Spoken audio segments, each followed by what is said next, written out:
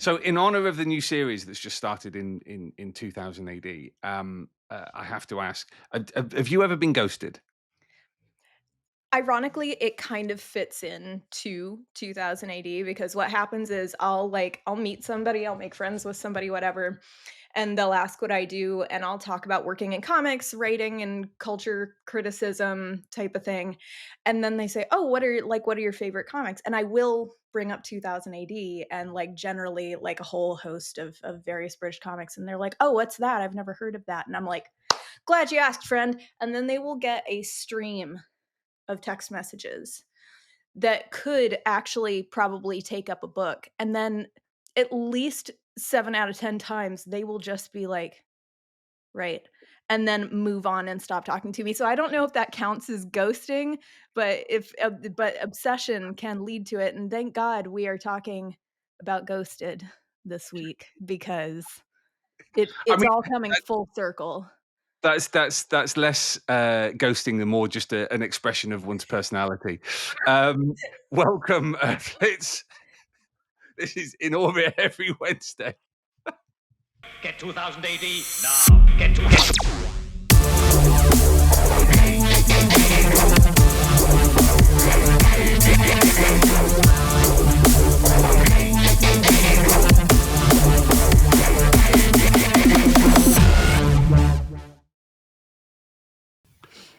Borag Thung, Earthlets, this is In Orbit Every Wednesday. I am your host, as always, Molch-R, and I'm joined by my co-host, KLO-E. And very happy to say that on this episode of the Galaxy's Greatest Podcast, we are joined by Megan Huang. Welcome, Megan, to In Orbit Every Wednesday. Hi, Megan. Hi, I'm happy to be here. Megan is joining us because you are the artist on Ghosted, which is one of the new stories that's just started in 2000 AD. A completely brand new thrill written by Guy Adams with letters by Simon Boland. So we're going to talk to you about this new story, about how you came to be working on it, etc., etc., etc. The current prog with episode 2 of Ghosted is out now from all good thrill providers, prog 2428. And also, is it a Meg week? I think it might be a Meg week. It's a Meg week. Meg was right. We never really know. We're very professional. I mean, it's the fact that we're only recording this, 2 days in advance? Yeah. But my brain is so addled by like the last, well, let's be brutally honest, just the last 40 years that that may as well as my brain is rattled. that may as well just be 20 years in the future. 2 days. Yeah. But yes, Jesuit Magazine 479 is also out. We will speak more in depth in a future episode about that. But let's turn to Ghosted, which is the new series, like I said, with Megan on art duties. Megan, you're a brand new droid for 2000 AD. Tell us how you came to be working on Ghosted. Well, I reached out to Matt Smith, the editor. Oh yeah, a Tharg the Mighty himself. Yeah, and I was like, "Hey, do you have anything I could do?" And then, like a month later, he was like, "Hey, yeah, do you want to do this story we have?" And I was like, "Okay." I thought it was only going to be like 6 pages, but then the script kind of kept coming, so I was like, "Okay, whatever, that's fine." So yeah, I'm not unhappy about it, you know. I mean, that's probably the most straightforward kind of origin story. That's like the smoothest origin into working for a comics company that I've ever heard. Yeah, I mean, it's what I try. I think I've done it a couple times with like a couple different publishers. So you just gotta what's the secret sauce behind that? Like, email everybody could just approach. Have the cojones to reach out and be annoying just a little bit. Yeah. Well, it's something that we kind of reinforce and have talked about on this podcast. Reinforce when we do like the thought bubble competitions every year. I always try and stress to the winners, not just the winners of that, but anybody who made it through to the finals. You've got to be persistent and consistent. Mm-hmm. You know, you do have to keep kind of knocking on the door. Let's rewind your story a little bit, and I mean, tell us a bit about yourself, how you came to be wanting to do comics in the first place. I think, you know, when I was younger, I wanted to do art. I just didn't know what I wanted to do. There's like a lot of different disciplines. So, you know, I was like, I could do concept art, but then I saw how good you had to be for it, and I was like, no, I can't. No. And then, you know, animation, and I didn't really want to animate things with like a massive team. That seemed kind of like boring. It looks cool, and I actually would love to like play with it a little bit now. But like, I just I guess was not a team player. Um, and then, you know, I saw comics, and yeah, you have to work as part of a team, but you can like work separately. You don't have to kind of be working together like in the same. At least before COVID, I think you mostly had to be in the same building, like for animation to work together. And I didn't want to do that. I'd rather just be alone and focus, because then I'll get distracted otherwise. But anyways, then I settled on comic art, and then I tried to look for something that would help me break into comics for school. The closest thing I could really find of like in my area was an illustration course, but it didn't really teach comics, so I just kind of bowed out of that and then went straight into the comics industry, because I was like, I don't want to deal with this anymore.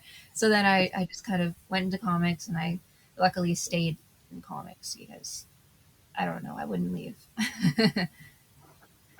Whereabouts are you from? I'm from Mississauga, Ontario, Canada. So just outside Toronto, the Greater Toronto area is what we call it. I could have just said Toronto there. And yeah, my illustration program was one township over, and it was like at one of like the best animation schools or in the country, but I did illustration, so a little bit different. But yeah, like everything has been like pretty close in proximity, making my life so much easier. I don't have to like fly to school or I didn't have to fly to school or anything like that, which is great. What I love about this is that you basically are continuing this line of I've decided that I want to do this. I'm just going to put my whole ass into it, because you literally said, I started this program, that didn't work, didn't want to do this, and then I just went into comics, and then I just did it. And like I'm kind of in all of them. It's just fuck it, I'm going to do it. Yeah, I mean, in a way, I just felt like I had no other choice. You know, like I this is what I want to do, and I was going to find a way to do it. You know, I watched like all the YouTube videos and stuff of, you know, from like Jim Lee and Andy Kubert, I think, and then how they were like, they showed their portfolios and how they got in and everything, and Jim Lee's rejection letters and everything initially. So it gave me hope that I could do it too.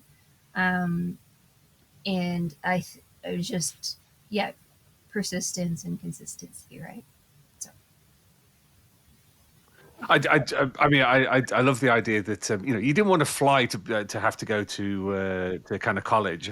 Like the concept in my tiny country. You just stay on your tiny island, Michael.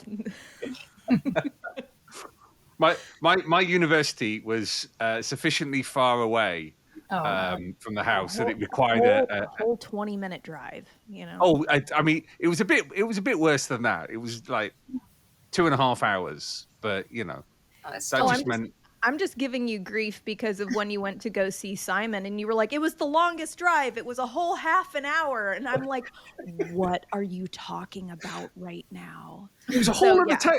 It's the other side of the county, Chloe. The idea of distance is very different in the UK. So you saying that you don't want to have to fly to school, Megan, is absolutely blowing Molch-R's little mind right now.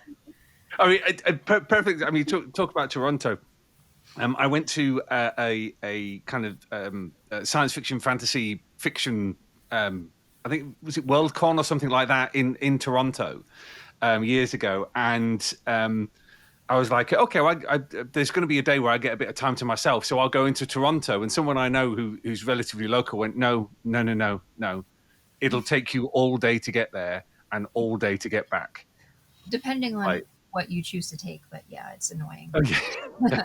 Yeah, I was like, it's fine. I can take like a train or something. And they went, no, you'll get 5 minutes there before you've got to start. It was so far out. It was ridiculous. Anyway, but let's talk about Ghosted, because you've come straight into 2000 AD.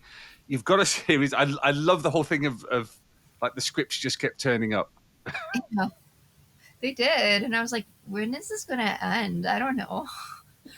But there is kind of a definitive ending, but I don't know. I honestly don't know if it's just for like the first arc. I wonder if it will be like, if it does well, if they'll consider a second one. So, but there hasn't been any like talk about that yet. But yeah. How did you find this experience? I mean, where in terms of experience are you at? You know, is this your like first relatively long form comic, or have you done kind of long ones before? I've done like creator-owned series that were longer. Any of the IP stuff I've worked on has been kind of like just one shots or fill-ins and stuff. So, or covers. So, yeah, I mean, this is my first. I mean, is this creator owned? I don't even know. Like, I'm serious. I just jumped into this and I was like, all right, let's do it. I signed the contract. I figured it was like work for hire kind of. So I don't know specifically, but it probably is, because that's our general thing. But yeah, I love this. Yeah, I'll do it. It's fine. I just start. basically, Sign the contract and figure out the rest later. You know? Exactly. It sounded good. I was like, they were like, here's the rates. It's basically work for hire, I guess, since these are rates. And then I don't know. I just really didn't think of it as a creator-owned thing, even though it's kind of an original story, you know? So, I don't know. We'll see. I made my bet either way. I signed the contract. Well, talking about, like, again, you literally just throwing yourself in whole ass recklessly into things. I feel like that carries over into your artwork too. Like, this is such a colorful, like, busy strip. How do you kind of approach it in the same way that you do with the contract, or do you just kind of go in full force? Like, what's your process for making something that busy and bombastic and out there? I think especially in the when I had a little more time in 2024 working on it, I felt like I could actually put my whole kind of creative heart and soul into it, and actually like try like to be like with the other books with the deadlines. Even I couldn't do that. I had to. Oh my god, my brain. Sorry. Yeah, I had. No, you are amongst good company. It's okay, good. But yeah, like I had to just kind of get the pages out, and I could be creative to an extent, but at a certain point, though, you're gonna have to just draw everyone in polos, you know, and just kind of be like, that's what they wear, whatever, you know. But with this one, I could kind of bring a little bit more of my creativity to it, and spend a lot more time on the colors, which I really like doing. So like you said, it's very colorful and a little It's very psychedelic. colorful. Oh, you're like, oh God, it's so colorful. It's so But yeah, good. thank you. Yeah, so I think use this opportunity to try to actually make something that I was not that I'm not proud of my other work, but something I could really like be proud of for like years and put it in my portfolio and have it do hopefully do well because I tried really hard, really hard. So yeah, It's all you can really hope for, right? yeah, exactly. Yeah. So, what are your kind of primary influences? What have you drawn on? Sorry, it's odd turn of phrase. But yeah, what kind of influences have you brought into Ghosted? I just did a written interview for AIPT last night, or was it the day before? I don't know, but um, I think I brought in a lot of the Fifth Element, just the Fifth. Like my dad would put that on, yeah, and my dad would put that movie on like all the time. I mean, to this day, I'm pretty sure he still puts it on, and we've got him shirts and posters for Christmas and stuff, so that he can be surrounded by the Fifth Element. He loves that movie. So I think a lot of like the um, silliness and oddness of the movie kind of inspired me to bring it into the book a bit, with like that kind of the weird designs for the police and like the outfits that everyone wears, like Mila Jovovich and what's his name, Bruce Willis. Willis. I was gonna say Springsteen. I don't know why, but I was like, that's Wow. wrong. It's not That- Springsteen. That is an alternative history right there. Yeah, basically. Um, so I mean, just everyone, Chris Tucker and all that. I think that It's Chris Tucker's greatest role, to be quite frank. yeah, Oh, okay. absolutely.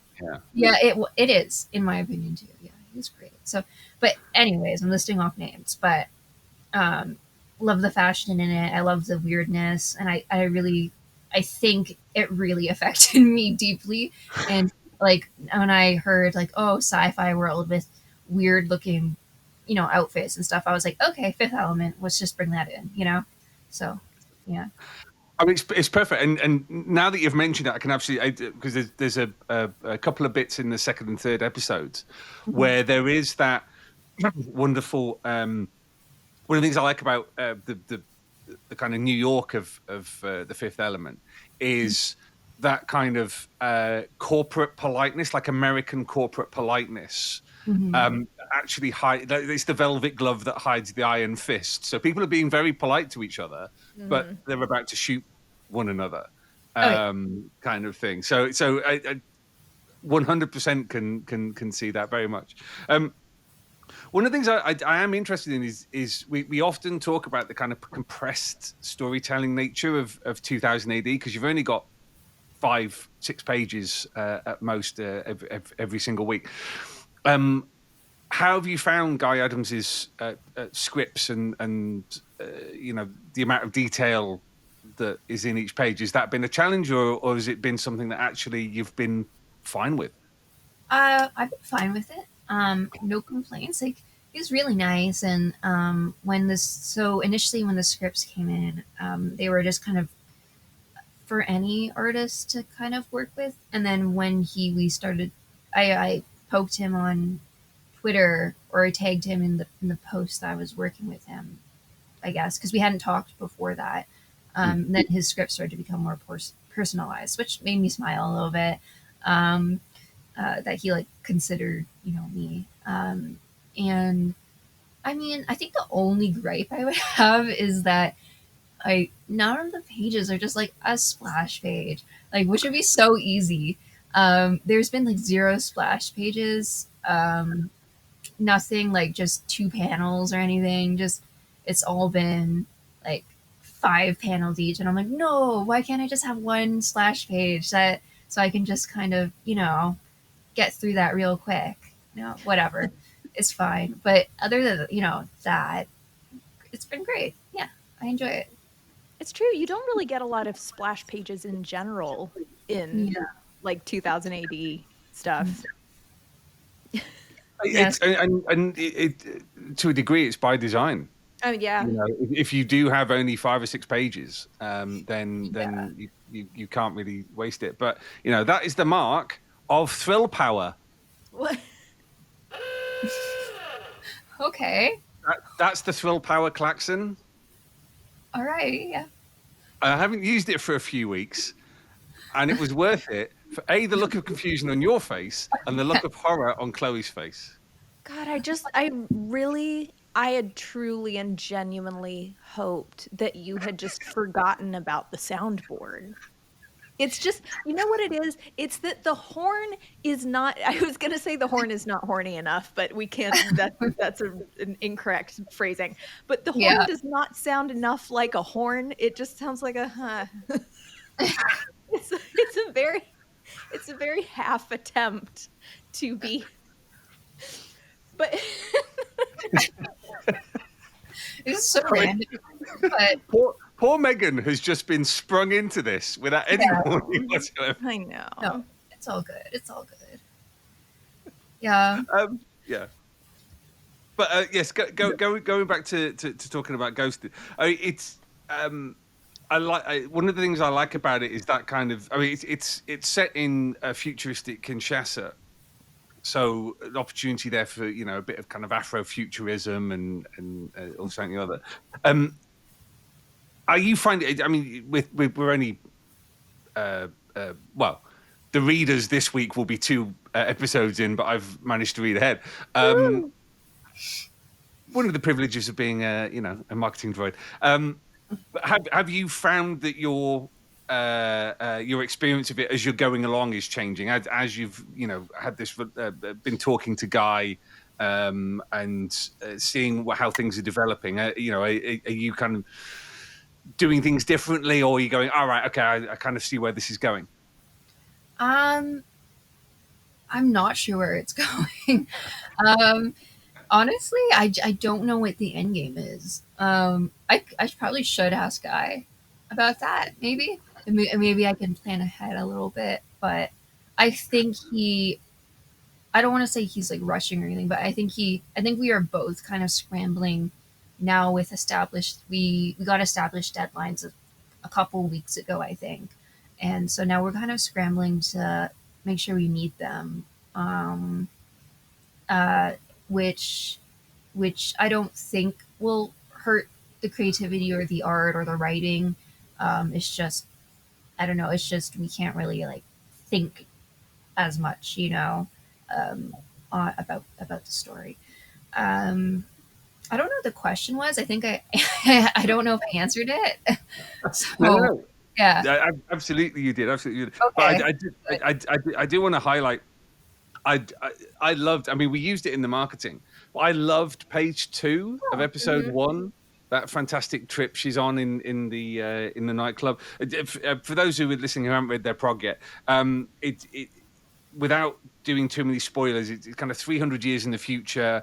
It's Kinshasa is now like a gigantic walled city, a bit like Mega City 1.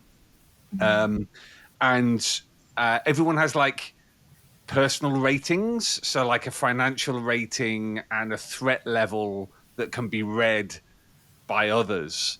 And that's one of the details that I've really enjoyed is how you've worked with the script to represent that kind of, like this world is shiny and bright and sci-fi, but also it's full of menace and like authoritarianism, Yeah, totally. Yeah. Is there I mean, is that just a kind of Fifth Element thing, or is there something else that you've drawn on for that? I don't know. I think I would say Fifth Element, and I mean, I feel there's an artist, and he or was it a writer? I don't know, but he wrote on one of the socials that he does not remember a lot of the stuff he's worked on. And when people go, "Oh, you've worked on that," he goes, "Really?" You know.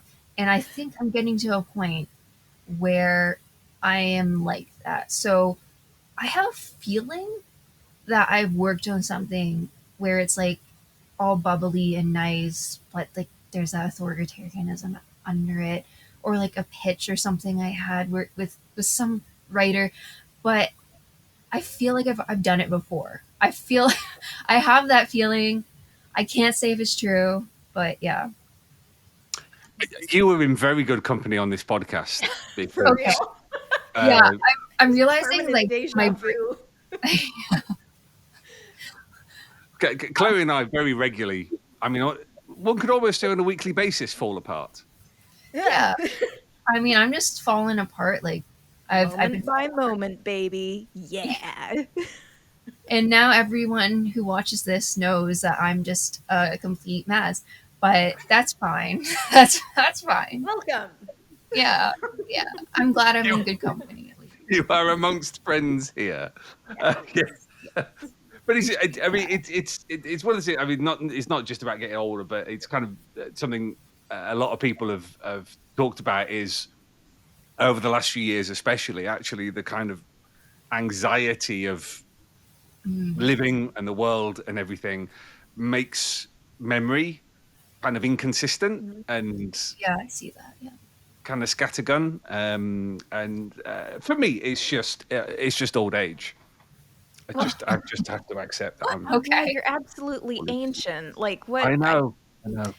It's well, they say that especially things like the pandemic, like actually did kind of reroute like people's way of thinking and your brain and constant like just like low level anxiety all the time. And so I'm like, so as somebody who started with the memory of a goldfish to begin with, this is bad news. This Yeah. is very bad news. 100%. Short-term memory? Who's she? You know? Yeah, totally. Oh my goodness. So Yeah, I do want to ask with working on 2000 AD, but also you've mentioned the Fifth Element so much. What is it about sci-fi for you? Like what is it within the genre that kind of sucks you in? Um, I don't know. I love seeing the technology, um, and the different. I mean, in a way, it's like fantasy, right? Because like you get to have all these new designs and stuff. Like for Interstellar, they had those cool kind of blocky designs for the robots, which are really simplistic, but still worked. And yeah, like so they have all these different, and then for Alien, right? They had that H.R. Geiger kind of um, skeletal, fleshy look, and I just love like the sci-fi. Like you get to play with like different weird elements that you couldn't in other. You can, but you can't as much in other genres. Maybe horror and fantasy, but I really like how weird you can get with it, and I really try to get weird with it for this one. Yeah. Yeah. And I mean, it kind of to what you're saying, there is so much more opportunity to play with form, just in general, with anything. It's the future. Yeah. It's science. You can do Yes. anything you want. 100%. Yeah, one of the things I like about the script and as it's going on, it clearly seems to be a theme that's developing. Is a kind of and Chloe will know who I'm talking about here. Kind of John Smith-esque kind of body horror aspect. There she goes. Like a classic kind of 2000 AD. Everything's bright and shiny, but actually you're talking about somebody who's melting or who doesn't have any bones in their body. Yeah. Yeah, there's some of that in there. I will say that, yeah. Some gross parts. I remember I worked on a page for the story, and while I was drawing it, I was like, I'm glad I'm not eating anything right now. It's kind of gross. I really had to look at. I referenced like photos of the insides of people. I want to say which Ooh. parts to not spoil stuff, but yeah, I was like, oh, I don't want to do this right now, but it's fine. It's You fine. have to plan meals around work time. Yeah. I love the idea that what part of the body you were looking at is a spoiler. Yeah, I think so. I think it is. Like, yeah, it is. For like the page at least. Brilliant. Well, Megan, we're out of time. Thank you so much for being our guest on In Orbit every Wednesday. And I really enjoyed like I said, I get to read ahead. So I've really enjoyed the first 3 episodes of Ghosted. Yeah. Thank you. Looking forward to seeing more.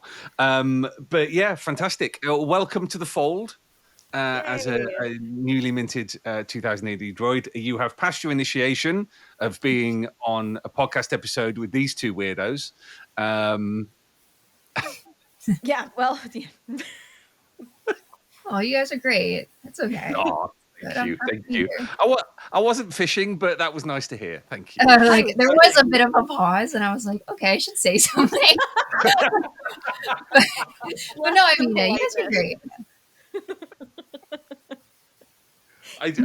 No one is under any obligation here. No one's being fought. No one's future at the company is under threat if they don't say nice things. I just want to make that quite clear. Okay. Wonderful. Well, thank you, Megan. For coming on, Megan. We shall be back in 7 days' time, Earthlets, for more from the Galaxy's Greatest Comic. Next week's theme shall be music and 2000 AD.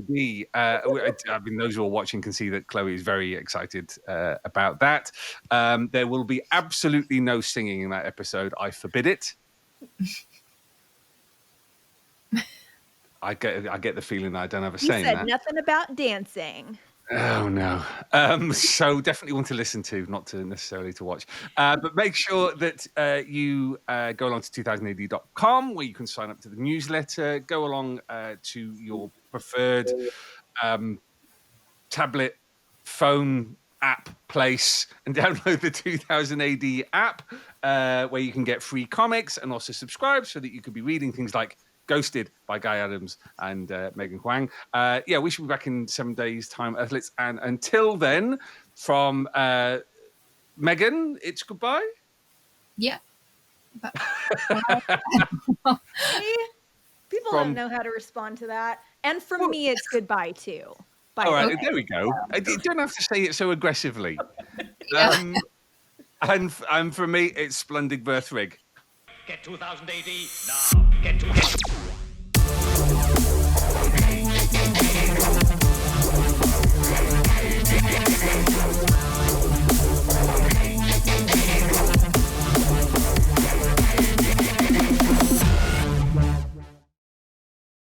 Well, thanks for joining us on In Orbit every Wednesday, Earthlets. Make sure you like and subscribe and go along to 2000 AD where you'll be able to subscribe to 2000 AD and the Judge Dredd magazine. Sign up to our newsletter and you'll get hundreds of pages of free comics to download, and download the app for your Apple and Android devices. Now, don't forget, Earthlets, this is the 2000 AD universe. We just live in it.